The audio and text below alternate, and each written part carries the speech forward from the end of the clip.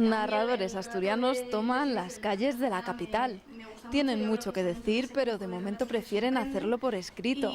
Presentan sus relatos en la Edad del Óxido, antología de jóvenes narradores asturianos. Sí, ellos dicen que están oxidados, pero yo creo que goza de una salud envidiable. A ver si ahora cogen alguna gripe o algo, porque hay que hacer algo. Son muchos y muy buenos y no hay derecho. La juventud es solo una coincidencia. Los relatos van del cinismo a la esperanza. La literatura los reúne, pero no da de comer. De la literatura igual vive Arturo Pérez Reverte, de eso y de autoversionarse a sí mismo. Pero un joven asturiano no creo que viva de casi nada, más bien malvive.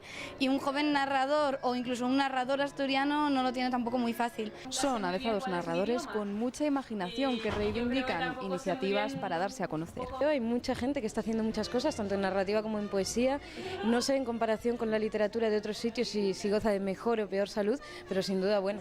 Nunca hay suficientes iniciativas, pero también por eso las iniciativas que hay pues brillan más. Iniciativas necesarias para conocer las ocurrencias de estos jóvenes autores, como por ejemplo escribir un relato de ciencia ficción en bable. Yo estoy totalmente a favor de reivindicar el asturiano, de escribir en asturiano, y yo creo que cuantas más cosas se hagan así, más va a llegar a la gente. Narradores costumbristas, artesanos de las palabras que retratan las cuencas mineras o música convertida en literatura. El juego de las palabras como oficio.